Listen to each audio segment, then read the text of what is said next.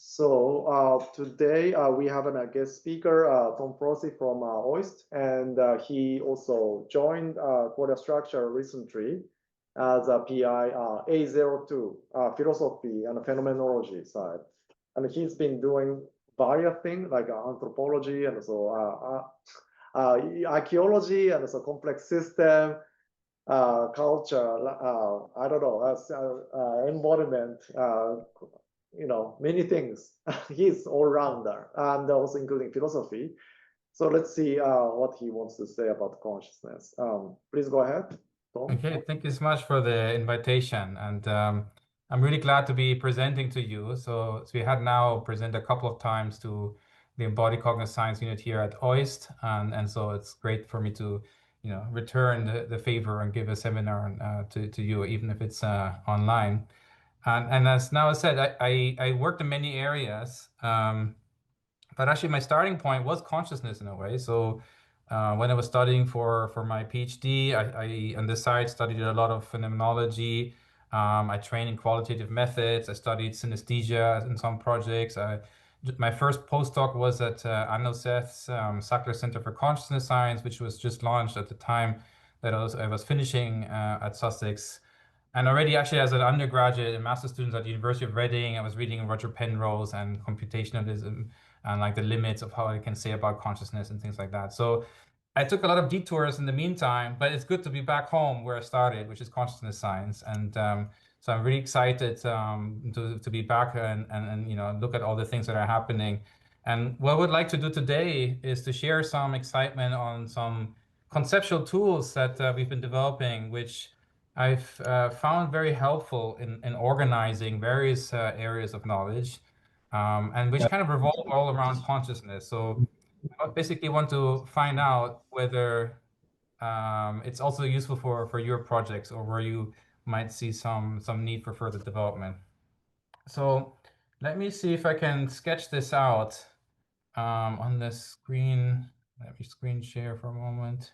By the way, Tom, I'll also remind you when around 25 minutes is passed, and after that, we'll take a break and then I'll go into the deeper discussion.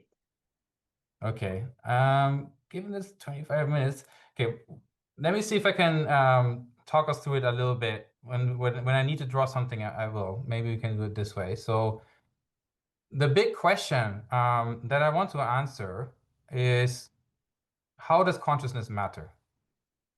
Okay, and I basically, it's not about what is consciousness necessarily as the primary question, but what difference does it make, right? And I think we owe it to ourselves, and we owe it to a lot of other disciplines, actually, that I've kind of toured through a little bit on the way to come here, like the humanities, social sciences, anthropology, which all of them take for granted that we're conscious agents and that we do things for reasons and that we respond to our experiences and learn from experiences. And our whole social contract and all of our political world is based on these ideas, that we owe it to them to try to strive towards an account of fitting consciousness into the natural world that doesn't pull the rug underneath all of that and says, actually, sorry guys, what you're doing is very nice, but ultimately it doesn't matter. It's like ultimately, it's just whatever is the foundational layer below it all. Okay, and there's a lot of people saying that, right? I think probably the most dominant theories of consciousness, if you really probe them, all of them would eventually say that the presence of consciousness as such makes no difference, for example, at the brain level. Okay, and that can be because you're subscribing to supervenience theory. It can be because you're already flat out a limitivist. It can be because you're subscribing to some kind of identity theory. But in a sense, all of these theories try to offload the way in which consciousness makes a difference to something which is not conscious, which could be, microtubules or neural activity or whatever it might be. But by doing that move, and it's with good intentions, you want to give a role to consciousness, but when you do it that way, basically you're assigning the role that it's supposed to be of consciousness to something which is not consciousness, and hence someone comes along and says, well, why do you even need consciousness in that place? you can just get rid of it. You just basically have all the explanatory causal power already in whatever is not conscious. It's doing all the work, right? And so that's not good enough for me. And I don't know exactly what the answer is to solve this problem. But what we've done in order to highlight this is come up with a phrase, the participation criterion. And essentially what it says is that we want our theories to be able to tell us how the presence of consciousness makes a difference to the world compared to its absence. Simple as that, okay? And if your theory cannot do that, not even in principle, well, at least personally, then I'm no longer interested in that theory.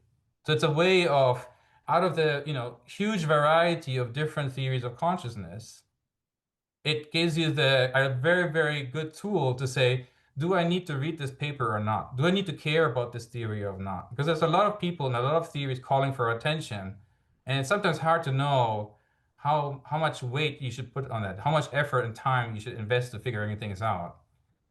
But the thing is that this is not by accident. A lot of these theories, by design, do not satisfy the participation criterion.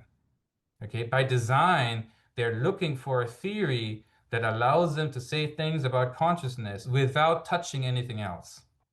Okay, because that's their starting point. They're assuming physics or natural sciences gives us a complete causally closed picture of the universe.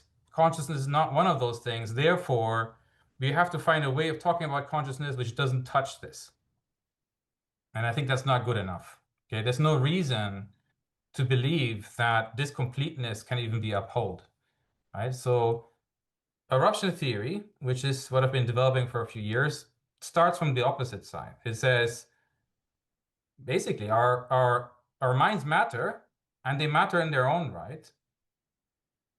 And yet, of course, when we go into the lab and measure things, we don't measure that directly. We can't measure our beliefs and intentions and conscious experiences.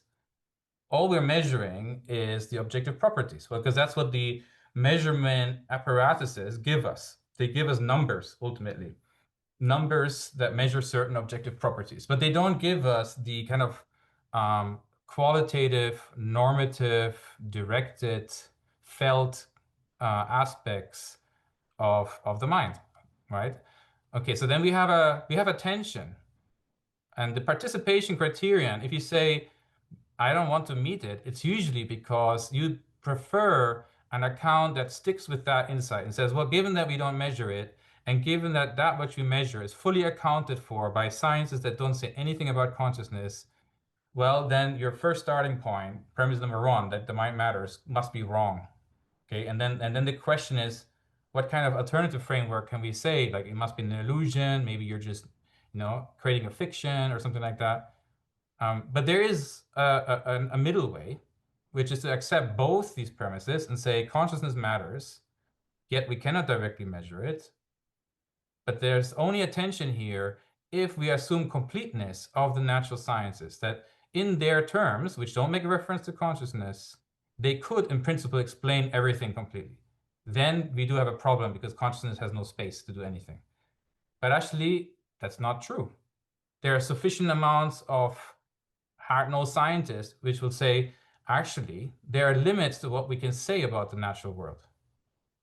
Okay, and quantum physics is a famous example, but they're basically a bunch of unobservables that we cannot directly measure. We can just infer them indirectly through the effects they have on other things. Okay, so then the question is, well, if that's the case, why don't we just say the same thing about consciousness? Why do we have to associate consciousness with something that we can directly measure? Let's say particular kinds of neural activity, spike trains or something like that.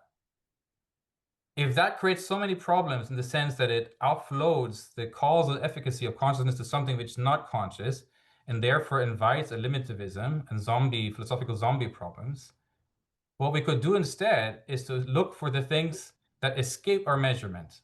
It's basically turning things around and saying, assuming that I'm measuring everything as best as I can moving forward, I have time series, I have multidimensional recording, but there will always be a fraction of surprise moving forward in time. Okay. And then you might say, well, that's just because our measurement equipment is not good enough. Alternatively, there are variables making a difference which we can't directly measure. And the mind could be one of those. And consciousness could be one of those. It's totally possible. And the question would be, what kind of research program can we develop which takes this seriously? And, well, it's a problem that we can't measure directly, but, there's still hope for a relative comparison. So if you make more intentional effort in a way that depends on your mental states, the content of your mental states, then in that case, you should have more surprise in your measurements. There's a factor that you cannot directly measure, which is, the intentions and the directedness that you bring to your behavior, which is making a difference to how you behave. It's making a difference to the basis of your behavior, but it's doing so indirectly, or at least it's doing so in a way in which you can't directly measure the source of the changes. And so something like neural entropy, which is measuring the amount of uncertainty that we have moving forward in our time series, we can measure how does that quantity change over time. Are there bursts of uncertainty where it becomes very hard to predict what will happen next? And are there moments when it's more or less easy to predict what will happen next? And could it be the case that those moments that are really difficult to predict ahead are the ones that correlate with a lot of mental activity or consciousness really making a difference? You're not on autopilot in that moment, for example. Okay?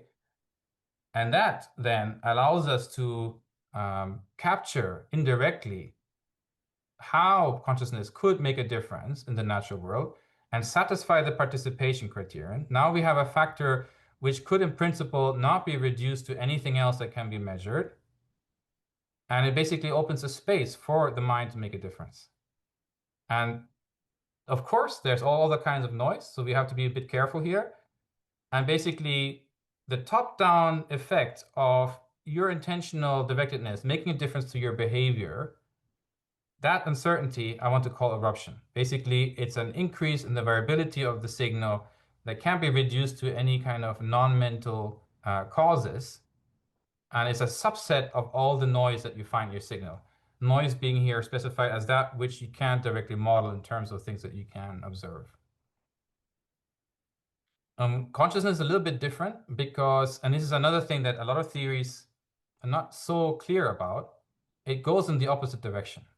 In the sense that when you're intervening in your behavior generation for goals, because you want to achieve something, it's a kind of mind to behavior influence.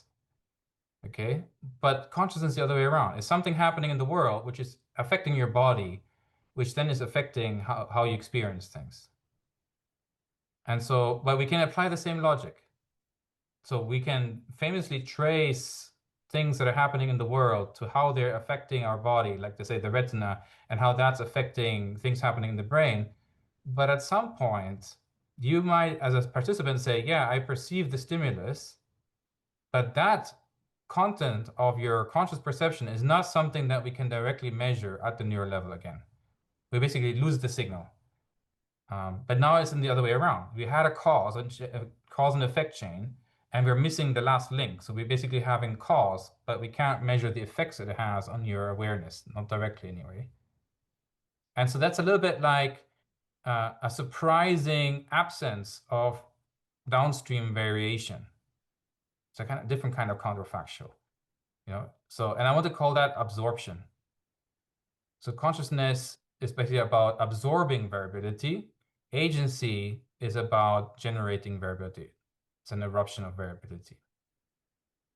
So that's the picture. Those are two operators that basically say the gap between the mind and the body, the mind-body gap, very famous gap, which has mental causation classically and the hard problem of consciousness as two aspects of it, depending on which way you're looking at it.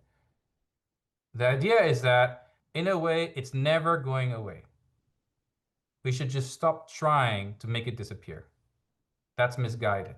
Okay, so going back even to people like David Hume and his famous fact-value gap and so on, already realized that you just cannot translate between what is the case and what ought to be the case. these things don't entail each other logically. Okay, there's no lawful relationship between the two. Okay, and once we accept this, instead of trying to get rid of it in some way, once we accept this, we can work with the gap. We can work with the resulting uncertainty that says, when I want to trace something from one side to the other, something is going to get lost in translation in both directions. And so as scientists who can only directly measure what's happening on the bodily side, on the brain side, that's okay. We can do work with that. All we have to do is switch focus and measure and quantify the resulting surprises. And that's the eruption theory in a nutshell. And the things that I put in the essay that I shared with you is basically zooming out and saying, how must nature be organized such that eruption and absorption are real possibilities rather than as if possibilities? These are genuine differences downstream, depending on whether you do something or you perceive something. And this is a work in progress, but it's super exciting because it connects a lot of different areas of knowledge together. So I'm going to try to sketch it for you a little bit. Starting point is that if we take consciousness seriously, starting from a phenomenological point of view, for example, say, it's the first person point of view is where we all start from and where we all must return. Then the problem that that perspective faces in order to engage with a scientific perspective is, well, if everything is related to my own perspective, how could there be anything outside of my perspective? But science very clearly says that the world was here before I was here. And, maybe some of you were here before that. And, when I die, the world presumably will still exist. But how can we make those kinds of claims if each of us is limited to our first person point of view? That's a big challenge, right? That's a big challenge for the naturalization of phenomenology to kind of like cross over between this using the first person point of view as something constitutive of how the world shows up, and at the same time acknowledging that when we do science, we can go beyond that limitation and say things even about aspects of the universe where there was no observers even in principle, let's say the Big Bang or something like that. And that's a big challenge. There's some philosophy happening called speculative materialism coming out of France and other places, which has a solution to this. And basically, the idea is to say that similar to how I'm saying that we should, the uncertainty that we're finding in neuroscience is actually intrinsic to the system and it's a signal for mind making a difference. Similarly, when we perceive any object, the fact that we perceive it as that it could have been otherwise, this is basically what we mean by an empirical fact. It's a fact of the matter. It's not logically entailed. It's a fact, which means that it could have been otherwise, but we observed it to be so. This could have been otherwise is actually a signature of its independent existence from ours. And I kind of unpack this argument in detail, but there's another tradition that says something similar for different reasons, and it's interesting to see this convergence. If you see where Zen Buddhism came from in Japan and trace it backwards to Chinese Buddhism and back to India, they had a problem of joining Buddha nature or like consciousness in a way and conventional reality. How did it, if you go to one extreme, you lose the other. It's a little bit like a Buddhist version of the mind-body problem. And the way they solved this is by proposing a middle term. So then they said, well, there's conventional reality that we can all agree on. There's the Buddha reality, the subtle reality. But they both exist, and they also exist together in the way that creates something that is neither reducible to one or the other, which is the middle. We can think about eruption and absorption as trying to operationalize some of that. It's neither one or the other, or both. But one of the interesting things that they say is that because of this integration, it means that conventional reality always will also have a little bit of Buddha nature in it, which in its essence is something like emptiness. It could always have been otherwise. It's not intrinsically the way it shows up, but it could have also been otherwise. There's no kind of like, permanent internal, soul, self to any kind of phenomenon. So different traditions. Okay, so continental tradition moving in this direction. We've got Asian tradition moving in this direction. But what does it mean for doing science? Well, we can ask, for anything to exist, what are the necessary conditions for it to exist, including for consciousness? And it basically means that it has to be always to be able to be different. And for that, you need possibilities. Okay, you can't just be on a single unique trajectory. And you also have to have the resources, the energy, in order to switch trajectory. And I want to call these two aspects under the antipode of whatever exists. It's not something that is directly given in whatever is, but it's kind of like the empirical transcendental condition for its possibility. There need to be possibilities of it possibly being otherwise, and there needs to be an energy gradient that would allow it to be those other things. And that's definitional of any region of being. And here, region of being, I take it from Husserl, who did a kind of phenomenological ontology of all the different aspects of the natural sciences. So not just first-person phenomenology, but how does nature appear to us? And he distinguished physical nature, biological nature, psychic nature, social nature. He had all kinds of different ways in which reality appears to us as different in nature, categorically different. It's a different regional ontology. So we can go through these different regional ontologies and ask the question, does it fulfill these characteristics? And interestingly enough, it turns out to be an extremely useful exercise. For the case of life, we usually talk about a phenotype-genotype distinction. The phenotype is what there is. The genotype is the informational molecules, but the informational molecules actually are written in a code that could possibly represent all other possible phenotypes. It's a universal code. And also, each organism has an energy source, an ATP, which allows it to run all of its processes even against otherwise thermodynamically unfavorable conditions. So these two things together form the antipode. It means that each organism could always be different, and you have this intrinsic possibility of otherness. And that's kind of like the openness that we need in order to have irruption and absorption being real contenders here. And there's more to unpack here. I don't have time, but it gets really beautiful when you get down to the nitty-gritty of what eruption and absorption would look like in the organism. And you get down to the molecular level, and there's, all kinds of interesting asymmetries and symmetry breaking and noises all over the place and so on. So we could talk more about that if you want. But the problem might still be that if we move a level below, we'll find out that it's blocked. Maybe everything is just flat. There's no antipode, no openness to otherness. But actually, one of the most exciting insights for me, at least, is that it really nicely carves up the space of major physical theories. The phenotype, if you want it, is space-time structure. Okay, as described by general relativity. It's like, the large-scale structure of the cosmos. The informational resource is given by quantum mechanics. It explores all possibilities simultaneously. The energetic resource is given by statistical mechanics, which basically says the reason why we can do any work right now is because somewhere in our past, before the Big Bang, everything was in a super, super low entropy state. And ever since, we've been riding that gradient along the way. Now, both of those can't be directly measured, right? We can't measure the original background condition of the universe before the Big Bang, and we can't directly measure quantum mechanics. We infer it from what we can measure. So these are the antipode of the physical region of being. And then there's one gap here, which is, what about the here and now? And this is where consciousness gets close again, because one way of thinking about consciousness is in terms of presence, nowness, temporal flow, and these kinds of things.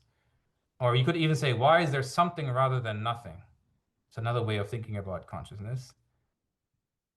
And that fits quite nicely in this, in the sense that there's an openness where the resources that are given to the universe, informational variability and energy, give it an intrinsic capacity to always be different and absorb things and erupt and so on.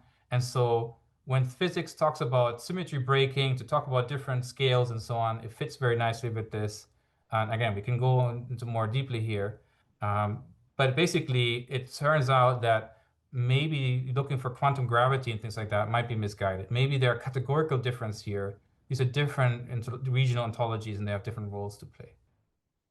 Now, moving up to psychology, the situation is a little bit different. We would have to look for something like this life aspect of antipolar resources and so on. But the brain makes a good contender in a couple of ways. First of all, it's very well encapsulated.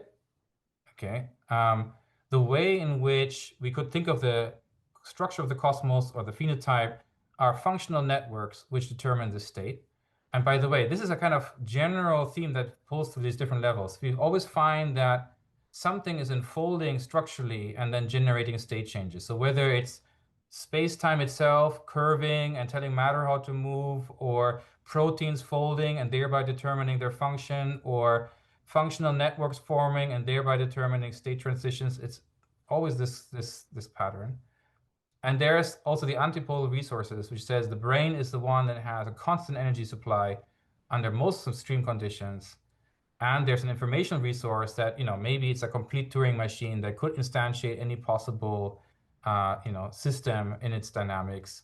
A little bit similar to the genetic code. We have like, the neural code. And so again, and we can build this up also into the social level. I won't go there now. Yeah, maybe yeah. Tom, Mm-hmm. would it be possible to wrap up the first part maybe in 5 minutes or something? It's past 25 minutes, so. Yeah, no, I actually pretty much finished. So there is ways to expand this into human-specific psychology, towards culture and so on, which is interesting if you want to get into human-specific consciousness. But in a sense, this framework allows us to do real work in a participatory way, in which consciousness makes a difference across all scales in different ways. Yeah, that's all. Okay, thank you very much. I guess there are lots of probably questions or comments that you may want to get, but also, if you have other things you need to do, you can probably, leave now, but, afterwards we'll start a more deeper discussion. So can you, let's take a 5-minute break, and then we'll restart. Okay. Let's get restarted. Is there any comments or questions? Okay, Francesco. Thanks for the talk. It was very interesting, and also I agree, or I thought in a different way about many of these problems, and I think they're all fundamental problems. My question is, so you talk about the incipit, and maybe you provide an answer, but it wasn't pretty clear to me. So your question was, what difference can make consciousness to the world, right? And usually when this question is asked, that all the attention is on consciousness, because based on the definition of consciousness, the answer can vary. But my question is actually here, what do you mean, or what does it count for the world? And the reason I mentioned this is especially because later in the talk, it seemed to me that you refer to some principle rooted in transcendental idealism, which makes this question not trivial at all. And I think actually where probably the answer actually lies is on the word component rather than the consciousness one. So I just wonder if you have any insight or what you can say about that, if you can say it. Yeah, thank you. Yeah, you might be right about those points, so that we see about where this will take us. As I copied the current definition of the participation criterion into the chat. Let me just read out for people who don't have access to the chat. Participation criterion of consciousness. A scientific theory of consciousness must be able to explain how its presence makes a difference to the world compared to its absence. right? And I think basically, I pose this as an independent issue, right? So, I give my take of how to solve this, but basically my argument is that if you can't solve this, then, probably it's a good idea to switch horses somehow, that and try something else. So what this it's like a pragmatic statement in the sense that let's pool our resources in this finite time we have on the world into the most potentially, productive approach. And if we already know that whatever we're working on cannot address this, then are we really like pushing forward the right approach? So then the question is, where should the emphasis be on the consciousness side or on the world side? Yeah, and I didn't articulate that point clearly, but the reason why I'm going down to the physics level is because I think that the tendencies that we find there and also in life eventually come like bloom fully in what we know as human consciousness. So the idea is that if physicists could solve the question, why is there something rather than nothing, we would be very much closer to answering the participation criterion. Right? Or another way of putting it, if we could answer the problem of the origin of life, again, we would be very much closer to answering this question. And so it seems to me that the thread that goes through these different transformations of the universe always is the same one, in the sense that there are different modalities of making counterfactuals actual. Okay, so if Stephen Hawking basically said, even if we know everything about the equations that describe how things are happening, we don't understand what breathes fire into these equations. That's the question, why is there something rather than nothing? Just because we have the equations doesn't mean that they will be somehow filled out concretely here and now, right? And so why should there be this thing? And basically, if we wanted to say that there being something rather than nothing makes a difference in this kind of participation criterion way, it will impact on the other areas of sciences. So basically, they will not be allowed to be self-encapsulated. They will somehow have to deal with the fact that there is something in the universe, in reality, which they cannot capture. And that's the way in, basically, to take it seriously and say, yeah, there is something rather than nothing, and this is not captured by any of the equations that we're dealing with. Therefore, those equations must be incomplete in some way, right? And it's not a matter of just tacking on a few extra parameters, because there's a qualitative difference involved. And so again, it's just a matter of introducing uncertainty terms and saying that because there are aspects of reality which we cannot intrinsically capture with this way of doing science, the way to handle that is to basically allow for the possibility that these are incomplete, and that we will be intrinsically be surprised sometimes by how things unfold. And that's true at the very bottom of nature and all the way up. And in a sense, then consciousness becomes one more expression of the same kind of principle. So that basically, if we had the ability to measure everything happening in our brains, we would find that that's not enough to predict how the brain is going to, change its activity over time. And that's a very strong claim. I mean, might not be so easily testable, although, if you work with very small systems or very controlled, potentially you're getting into an area where you might be able to notice that things happen for no reason. In a way, that's another way of putting it, right? So when I talked about emptiness and when I talked about this speculative materialism, what I want to highlight there is that they want to make room for phenomena which are neither necessarily entailed nor historically derivable. There's true spontaneity in nature. And that's the signature of consciousness in mind. And that goes across all scales. So, but a lot of our frameworks are not made to deal with those kinds of phenomena. Right? Just to give you one example, yesterday I was talking with a neuroscientist here at OIS, and they actually have lots of examples of these kinds of phenomena. It's just that nobody asked for them and they don't publish them. But basically, you can have neurotransmitter release without the neuron being activated, and you can have the neuron activated without the neurotransmitter release. And then they're always saying, well, it must be other connections from somewhere that somehow inhibit or whatever. And they're saying, no, I can trace this neuron. It's not, it's not doing it. And so you can have spontaneous release and spontaneous absence of release.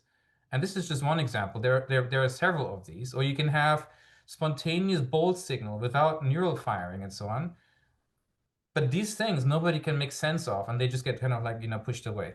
If you switch your view around, these become the most interesting phenomena that we could hope to encounter in the brain. Basically, these are phenomena where we don't immediately have a mechanistic answer for why they're happening. And therefore, they hold the most promise for actually being the signature of consciousness. And so it's not idealism in that sense, right? But it does bring in this, because of the spontaneity and because of the emphasis on existence and qualities and so on, it has a flavor of sorts. Yeah. Thank you for your question. Okay. If others don't have a question, then I'll ask a question related to this participation criterion of consciousness. So I just wanted to get more concrete, and maybe by doing that you might want to stop recording. Should I do that first? No, that's fine. It's fine. Right. Ask the question first, and then let's see. All right. So the first thing is basically clarification of which consciousness you are talking about when you're talking about this. Like a scientific theory of consciousness must be able to explain how its presence makes a difference to the world compared to its absence of consciousness, right? Right. And for example, you can think about this as a consciousness of you. That's a sort of a closer to the solipsism kind of issue. And then the presence or absence of the consciousness of me is in the first place actually makes sense. So some kind of theory that tries to explain why I think I have a consciousness kind of meta consciousness issue probably doesn't make sense from this framework. On the other hand, the consciousness of other people who you are interacting with is a kind of another situation, right? It's more to do with a genetic closeness or brain similarity based kind of assumption about consciousness. And whether that makes a difference or not, it's also related to kind of social issues, the values or meaning of the life. But then also farther down is the presence or absence of consciousness in, let's say, insects, octopus, and then plants, the potentially to AI, that all has a different kind of ramification. And then which kind of consciousness you are talking about is the first clarification I want to get. And then in answer to that, it's probably becoming clear which particular theories you are deeming as non-scientific according to this criterion. And then naming that as an example may be a bit problematic, so I can actually stop recording here. But my guess, judging from what you responded to Francesco, I think what you're trying to get at possibly towards the end when you talk about spontaneous activity, blah blah blah, is most interesting. You are probably interested in claiming that a functionalist and pure functionalist kind of criteria really doesn't make sense. That's what I guess what you want to say. Or supervenience. So should we stop or continue? No, it's fine. Yeah, no, I'll stick my neck out for this point. Yeah. Because I think this is actually, I feel if everybody in the community could at least understand this and then make a choice and say, I care about this or I don't care about this, and then outline the reasons, I think we would have made a huge progress. And forget about eruption theory and all this ontology stuff that I was doing.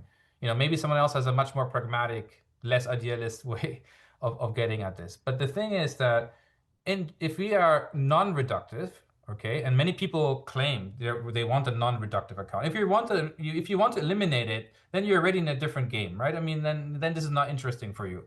There might be, then I will have another argument maybe of like why that's self-defeating or not the right way. But this is a different, right? So this is aimed at people who basically want to say consciousness is a real phenomenon and it's part of nature. It's a naturalistic approach. So illusionist is out, for example. Say again? Illusionist is out. I don't properly understand their stance to fully say, but they feel like if with Dennett, they feel like they are basically intentionally avoiding the participation criterion. Okay. So what they want to find is a way such that they don't have to say that that consciousness participates. That's my feeling. Yeah. Okay. Yeah. And here's the thing, right? So if they want to be naturalists at the same time, the issue for them is that how can we have a real phenomenon that makes no difference? Now that sounds supernatural to me, right? That's ghost-like. If we are saying that this is a real phenomenon and it's part of nature, then it should have consequences on the rest of nature. It must do. Everything else it has the signature, right? It would be very strange if it doesn't. Just to give one example, normally any phenomenon has an energy cost of some kind, right? If something appears, there must be a change in energy somewhere. Okay, and then the question is, for consciousness, if it's a natural phenomenon and it's real, what is its energy signature? And where does that show up? And if it doesn't, then people will be right to ask us, well, are you even talking about something that's real? Because it seems to make no difference to the world, right? And so I really think that, and it's strange, it's almost inverted, right? Most people, when they hear something like the participation criterion, they might get scared because it's like, ghost in the machine kind of stuff. Like, how could something like consciousness make a material difference? That's, like crazy stuff. But actually, I think it's the opposite that is not unnatural. It's like if we wanted to say that this is a natural phenomenon and it's integrated into the world and somehow is integrated into the brain, but then say that it can have no measurable consequences, whether it's present or absent by itself, then what is that, right? That is something that is really hard to try to naturalize somehow. So in a way, what this is saying is that in order to, if we want to be naturalists and we want to be realists, non-reductive realists about consciousness, then we have to basically solve the participation criterion. We have to, then our task will be to say, how is the presence of consciousness making a difference? And that means that things like supervenience theory and so on, which are basically designed to avoid this question, are out of, they're not contenders for answering this kind of question, right? Supervenience has no energy cost. For some reason, you're supposed to assume that the brain can continue in its current trajectory, and then at some point, plop, there's consciousness hovering somewhere, but nothing happened here at the neural level, okay? Nothing. So whether this consciousness blopped up or not at this supervenience stage makes absolutely no difference for the brain level. That is supernatural. Okay, that's non-scientific. That's not testable. That I can't believe that it has been such a popular framework for so long. Okay, most people should have immediately claimed, no, that makes no sense. How can you have a phenomenon appearing and it makes no difference to the system that's giving rise to it? Yeah, okay, I hear that, but about the first part of my question, which consciousness matters for this criterion of consciousness? You haven't actually given an answer. Does it matter for the insects, plants, or AI? It's a good question. I think it's the way I use the term mostly has been to refer to human consciousness. And I think I'm starting to change the way I'm thinking about this a little bit because I'm realizing that the kind of properties that I think consciousness points out in us are matched at other scales of description. Okay, so the question of why is something present to us rather than not present to us, right? Whether we're like, anesthesia-like difference, right? You're conscious, you take anesthesia, and then you're unconscious. That, nothing is present to you anymore after anesthesia. Has interesting structural similarities with the question of why is there something rather than nothing for physicists. And of course, they try to avoid this question and not answer it. But, we can basically point to that as a kind of antecedent of things that are also true for all consciousness. So I'm starting to soften my stance a little bit on this. But essentially, if you wanted to say that there is something that's like to be a bat or, cuttlefish or whatever, the same thing would have to be true in the sense that if we make a thought experiment that we could measure everything that's happening in their brain and make a model and then try to predict what it will happen at the next time step, there will always be an irreducible uncertainty term associated with a living, minded, conscious being, no matter where we find it in the tree of life, basically. It might be less You know, it might be a smaller error term. I'm not sure, but there will be something. I see. And then I guess, taking what you have been saying, I guess what you're trying to say also with this participation criterion of consciousness probably amounts to sort of the contrastive analysis, contrastive experiments that have been proposed and also developed and also exploited by especially the Standard-Haynes type of the theory, right? We want to contrast conscious versus non-conscious thing as close as possible, and then to isolate what is happening in the brain, and then maybe that's the kind of the most important thing for the theory of consciousness to explain why in this situation, together with the behavioral consequence, what's happening in the brain distinguishes conscious and non-conscious. That's right. Yeah. Although if they're functionalists or supervenience theorists or identity theorists or reductionists, then our predictions will be very different, right? So they would be looking for correlates, maybe. Okay, so if I'm conscious versus unconscious, and then how does the presence or absence of some other variable in the brain, like connectivity changes, let's say, or something like that. But they might still accept that, if there was no consciousness, like Chalmers-style philosophical zombie, it's still a live possibility. So if I'm seeing this change in my network connectivity, it doesn't allow me to derive for sure that there is consciousness, because I could explain all those changes purely at the brain level. And that's something where we would differ. So we would, methodologically, we're on the same page that we have to do this kind of differential comparison. But what we're looking for when we do it would be different, right? So what I would say is that the key signature that we need to look for in order to compare is precisely the spontaneous aspect of the activity, that which escapes reduction to some kind of mechanistic difference. And that's sometimes done. The entropic brain gets close to this, and maybe something of predictive processing and then surprise in there also in this direction. But it's not, as far as I understand, they don't derive this as a first principle, right? But in a sense, again, going from taking consciousness as real, as integrated into nature, but not reducible to the objective properties that we can measure in the lab, basically means that the result is an error term, that something is that we cannot explain at that level. And that's the thing that we need to try to measure. And so it means that philosophical zombies are not possible in a way. Okay. All right. Francisco is raising a hand, but is there any other people who want to ask questions or comments? Maybe I can try to answer your question now, Sam. Hi. Is it okay now? Yeah.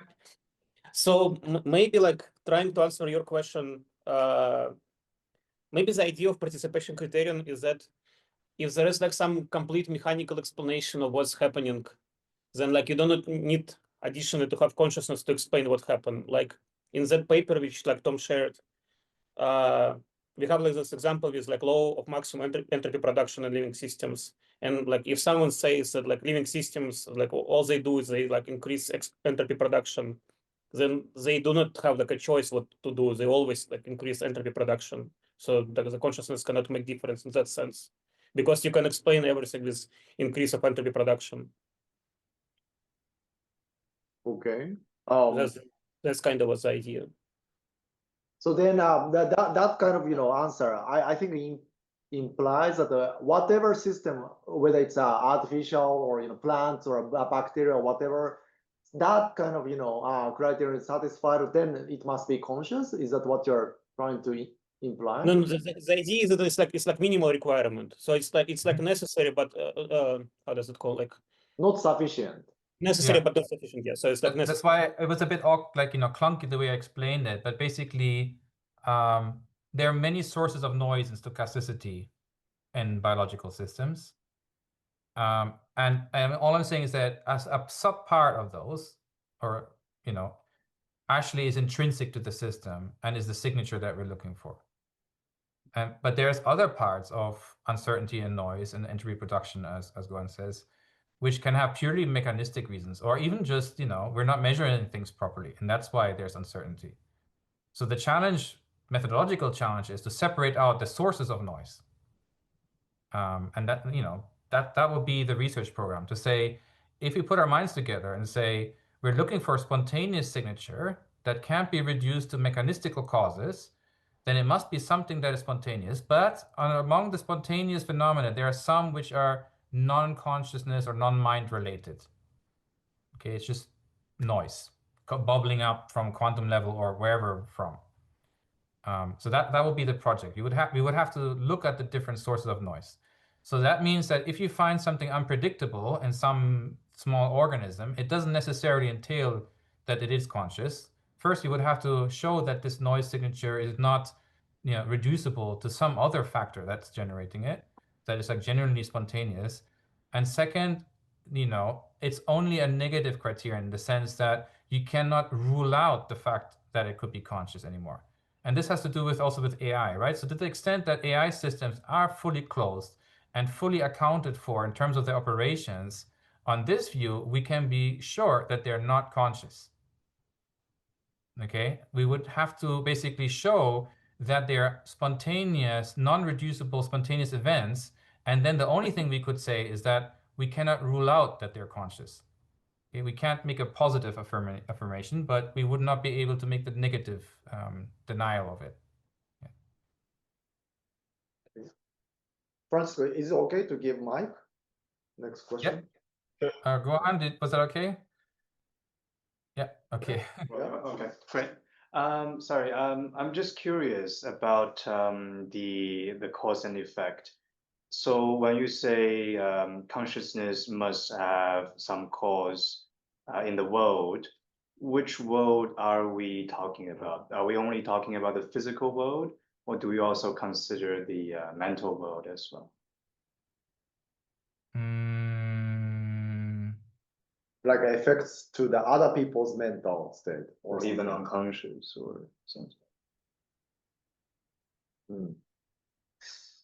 Let me think about that for a moment. So I think the framework that I'm developing at the moment is not precise enough to distinguish between different kinds of mental state.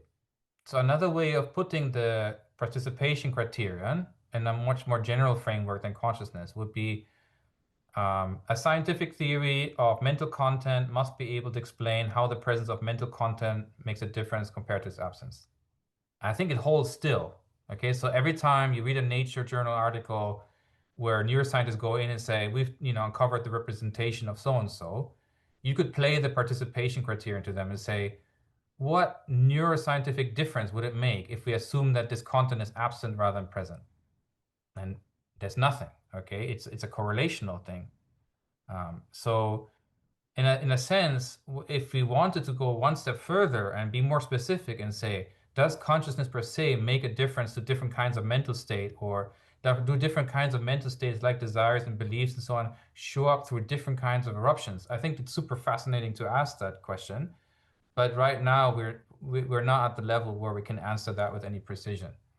But here's one speculation that I've entertained, which is to say that in decision-making, maybe the degrees of freedom that you're entertaining in your mind make a difference to the noise structure that we should find. In the sense that if you're faced with a binary choice, and maybe it's totally arbitrary, nothing is at stake, the amount of uncertainty that gets erupted into the dynamics of the physiology might be minimal. But if you're deliberating on a decision and there's a huge amount of different factors that you take into consideration, and then you have to make a decision, possibly, there's a lot more uncertainty in brain dynamics at that point. Because basically there's a lot of extra dimensions that, do I value it? Do I like it? Is it aesthetically pleasing? Will it, hurt my friend or not? And all of this kind of stuff can't be reduced to, hey, I'm going to send a few more spike trains down the axon, or, electrical potential will be different. Like the normativity of the situation can't be reduced to that, but it's a much more complex normative situation than an arbitrary binary choice. So maybe the eruption term gets larger, corresponding to the degree of freedoms of your mental states that are involved. First, Kyoko and then Jin, and then Francisco, is it all right? Kyoko. Thank you. I have a question about a part that I didn't fully understand. So, from your talk, I understand it like if we were able to measure all brain activity, then in the case of a philosophical zombie, we could predict the next brain state or consciousness state Right. from the current one. But Right. for a conscious person, there would be a brain activity or conscious states that cannot be predicted or explained solely from the current brain state. That's correct. So, in other words, the presence of consciousness somehow exerts an influence on the physical or informational domain. So, if I'm understanding this correctly. Right. Yeah. That's So, right, what yes. I'm not quite sure is how this assumption or hypothesis come about in the first place. So could you explain why we can make these assumptions? Is it something that is required by the participation criteria, or there is something rather than nothing? Right. So this is the key point, right? So let me try to say it in a different way to see if it makes sense to you. Let's assume the zombie argument is true, and there's no measurable link between consciousness and brain activity, and at the same time, anything that happens in the brain can be explained by non-conscious means. Okay, then in that case, the possibility of philosophical zombies is given because although for whatever reason we could imagine that consciousness correlates with your brain in step-by-step sequence, we're also equally free to imagine that it doesn't and that the brain just does its thing by itself. Okay, like billiard balls, like this billiard ball hitting another, it has its chain of cause and effects. So that's all you need, right? So if someone wanted to explain your behavior, that's all they would need to refer to. They wouldn't need to refer to your experience of the situation or whether you like it or not, or what your desires are or intentions are. So if we want to be realist about the mind and say, no, the way in which the world shows up to us and how we experience things and what we intend to do with that does make a difference to how we behave, then that account can't be true. We need to find a way in which the presence of those experiences and intentions makes a difference to your behavior generation, right? But then the problem becomes, how do we fit that into the natural framework? And because of the impossibility of translating an ought to an is, like what should I be doing, to what is the state of affairs at the moment, the best that we can do in terms of being scientists, so like, in our daily life, this is not a problem, right? I want to raise my hand and my hand raises. This is not, unless you have a disorder, usually our body does what we want it to do. This is a scientific problem, right? So as scientists, what can we do? What we can do is recognize the limitations of our instruments and our measurement and our formalisms, that we cannot directly measure your intentions making a difference. We can measure the difference that is made, but we can't measure that which is making the difference. We only measure the downstream consequences. We can't measure that difference because there is completely same situation. No, because we don't have a consciousness meter or intention meter, right? So that's why we cannot measure it, right? So if you say consciousness is a cause, I usually don't like to talk about cause and effect, but it makes it simple, right? Imagine consciousness is a cause of a change in your behavior. Okay, and then the change in your behavior is the effect. Okay, but now this cause and effect chain is crossing the mind-body problem. Cause is on the side of mind and behavior change on the side of body.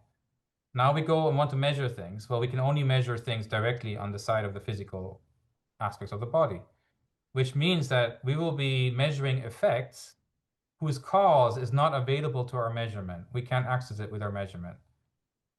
So that means intrinsically that effect was not predictable to us based on the level of measurement. And that's where the intrinsic uncertainty term comes from, which I want to call irruption. It's that particular part of the uncertainty that arises because we cannot directly measure mental states, conscious states, intentions, and so on. Thank you. Okay.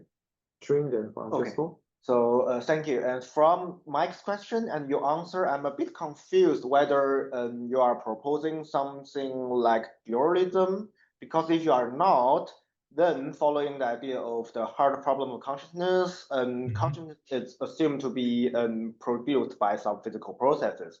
So I think it's more like, then based on that, you want to compare between two worlds with and without consciousness to show if consciousness plays a role.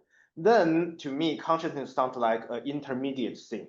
When you are trying to explain the world without consciousness, you also exclude those physical processes that gave rise to consciousness. So what really plays a role is it's those physical processes, not the consciousness. And that's what I'm confused. And I hope if you can clarify that a little bit. Right. Yeah. A couple of points. So first about the dualism.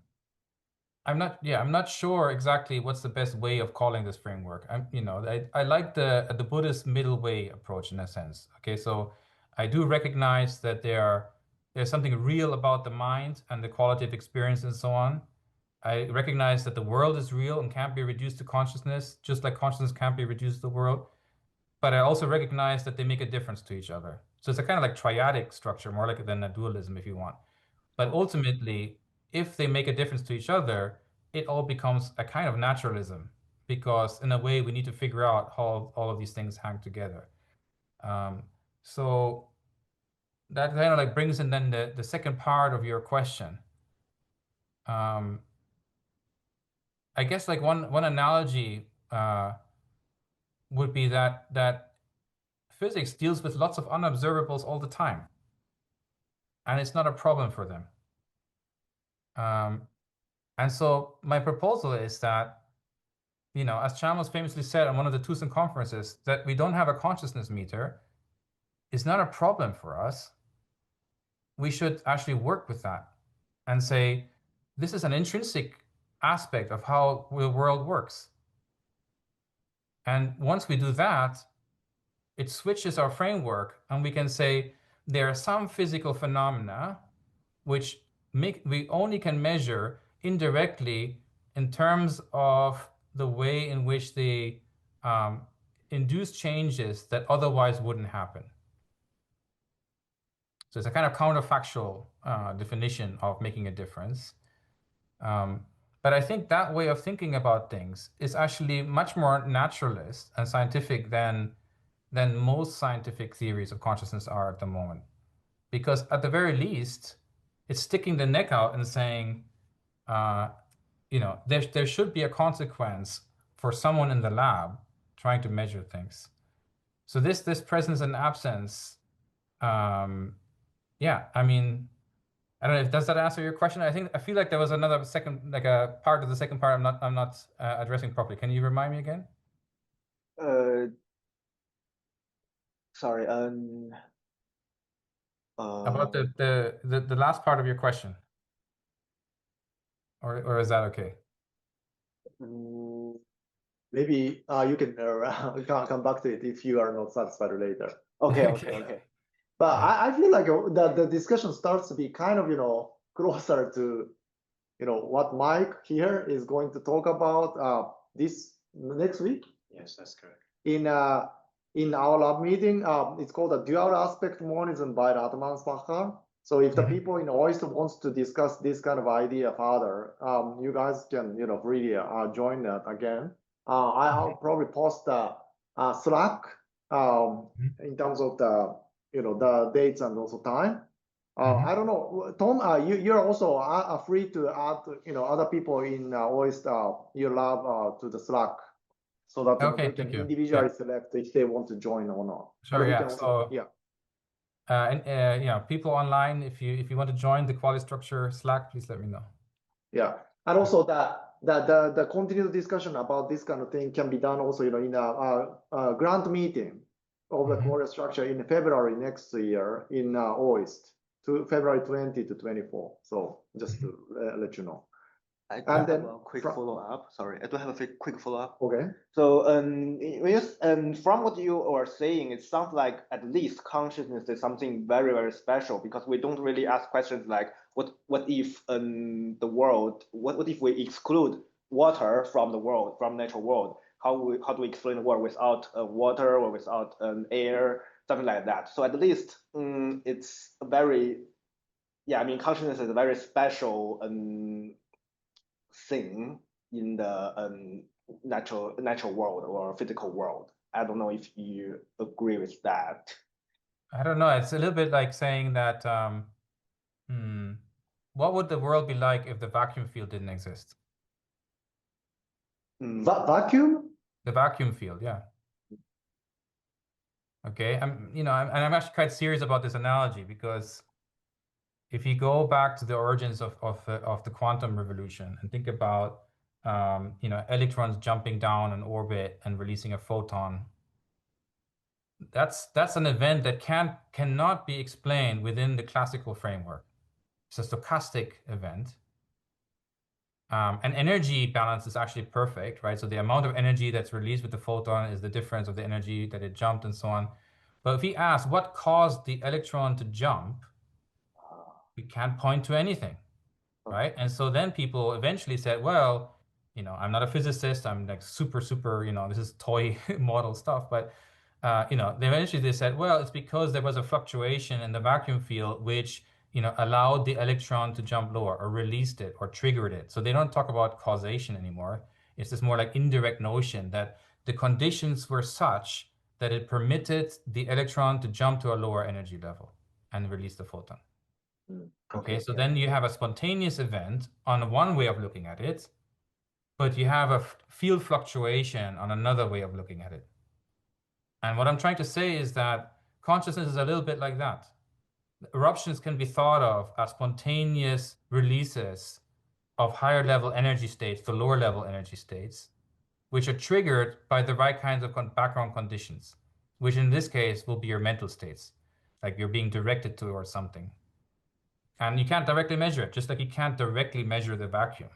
But we can infer it through, its participation, if you want, in natural phenomena. And it would make a difference if it was not present.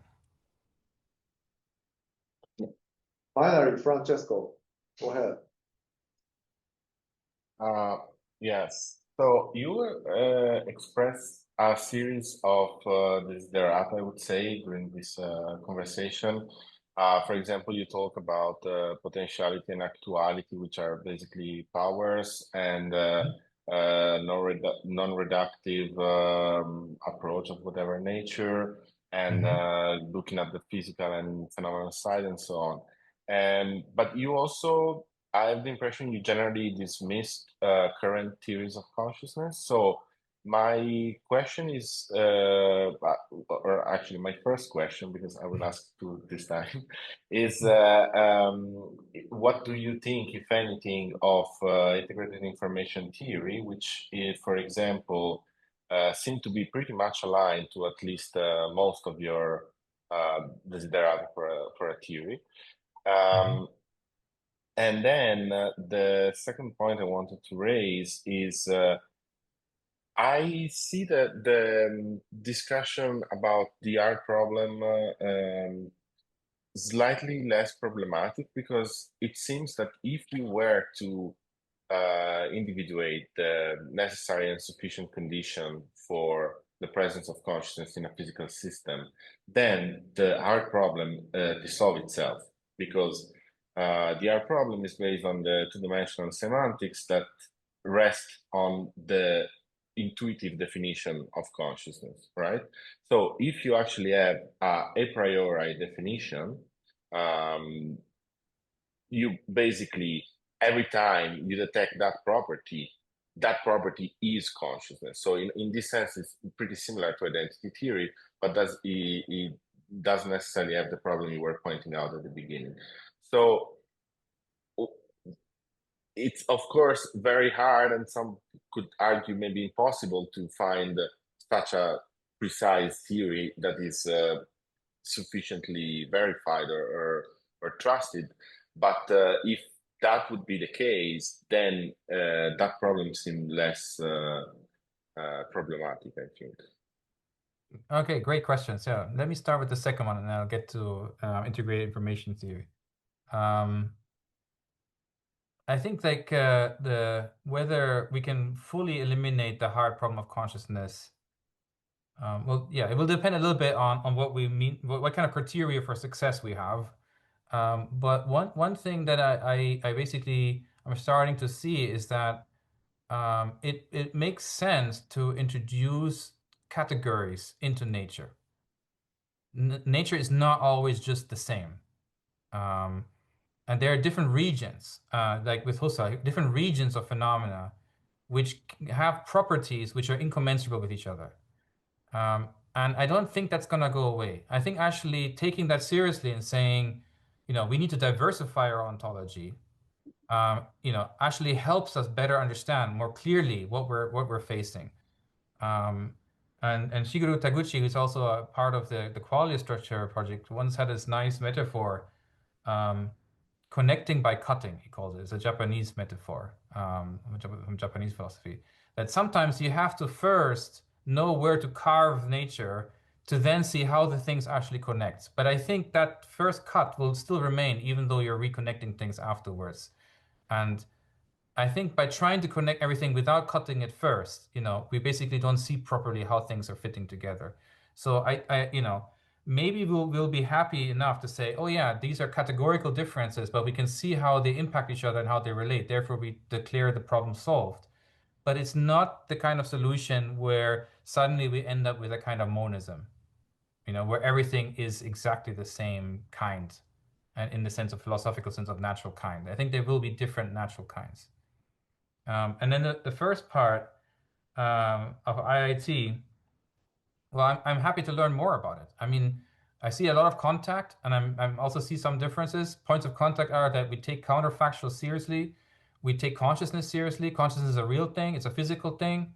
That means that, we have to develop a science that starts from those premises. Totally on board with that project. One point of difference, which I think will be crucial to work out, is, identity theory. What role does an identity relationship play in IIT, right? So if somehow qualia, in the sense of consciousness, the way we like to define it as something qualitative, the way it feels like showing up, if that qualia structure is identified with a causal structure, which then is identified with something happening in the brain, I doubt that we're going to be able to meet the participation criterion successfully. In the sense that someone might still come in and say, why can I not just stay with the brain and the causal structure, for example? That's sufficient to generate behavior, explain everything I want to know about behavior. Whether there's another identity relationship with the qualitative aspects of what's going on, I don't care about that. That's superfluous. That makes no difference, right? I get all my causality from the causal structure and the material structure or something. Okay, but that's maybe just my I'm coming from outside understanding. But in a way, irruption theory puts a twist and says the reason why that elimination can't be done is because the way in which consciousness shows up at the, let's say, the brain level is not in a correspondence relationship. It's not an identity relationship. In fact, it's kind of like the opposite.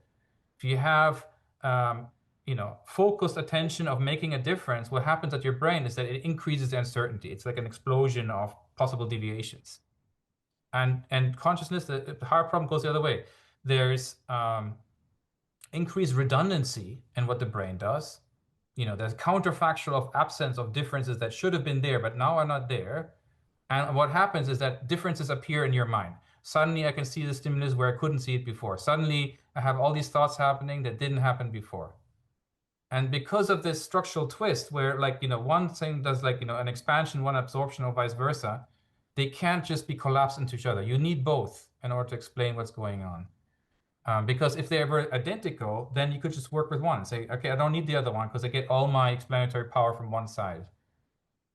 And that's one of the kind of innovations here of really trying to make non-reductionism work. Non-reductionism, if you really want to defend it, you need to show why there's not already all the explanatory resources at the base level, basically.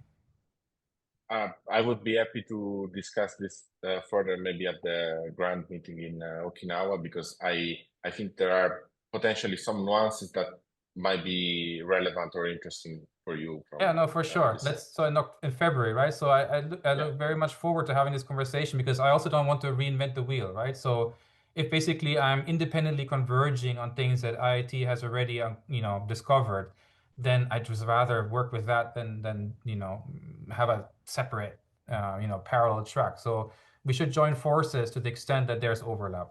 Agreed. Yeah. Let's discuss this further. Thank you. Thank you. Any other comments or questions? Also not from the voice people, I find. If that's the case, then I'll just ask a question. You mentioned about this, the categories in nature, but this is something that I've been also thinking about these days. It's also related to the question of what epistemology, what we know versus what exists, ontology. And the simple question is the classification of things. Is that what exists in nature in itself, or is it what we impose or what we kind of tentatively assign? It's a kind of a classic and old question, but I feel like, I'm on the side that is a classification is based on our conscious experience, and it's something that we impose, but the reality is always, unclear. Like even the classification between the plants versus animals is based on our initial intuition, which is sometimes betrayed or, revised afterwards, right? After you look at things, and also trying to make the coherent theoretical kind of, construct ideally, which is always difficult. But my point is that some cases, yeah, there is an obvious class difference in the nature. But most cases, I would say the classification is the artifacts or the epistemology.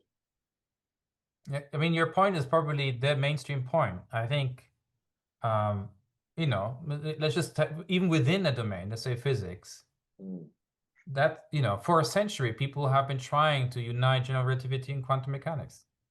And the reason why they're wanting to do that is because their intuition is that nature ultimately must be one thing all across all scales, right? And that's why, there's been a huge amount of efforts that have been invested to try to find a way of how to somehow smoothly integrate them. If you assume that one is a different category than another, a different category, a different domain of phenomena, then of course you still have to explain how they're related, but the question becomes a different one. It's no longer of like, direct integration. You have to think about what it means to cross categorical boundaries and things like that. So I think that, yeah, I mean, I hear what you're saying. I think it's the mainstream point of view, and it's going to take a lot of convincing to move away from that. But I think it will turn out that it's a much more productive way of dealing with things. And one kind of clue for thinking about whether what you're perceiving is something that you're attributing, the categories are coming from your mind, or whether they come up from nature, has to do with whether the phenomena, the region of being, has onboard resources for the counterfactuals. So we can always do that. Okay, so actually the philosophical zombie problem is a classical case, right? We can counterfactually imagine a person without the presence of consciousness. Okay, and so we are the ones who are saying things could be otherwise, right? But if you find a region in nature in which things could be otherwise because of the onboard resources that region itself has, it's kind of like a clue that it doesn't need us for that. It can itself take care of, the factuality of its existence. And that's fascinating to me, because it is a pattern that recurs across various scales in nature.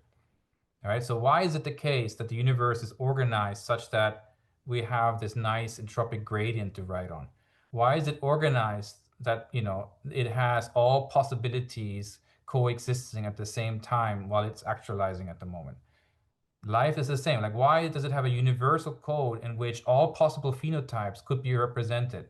in which all possible macromolecules could be represented more than could ever be expressed in the lifetime of this universe.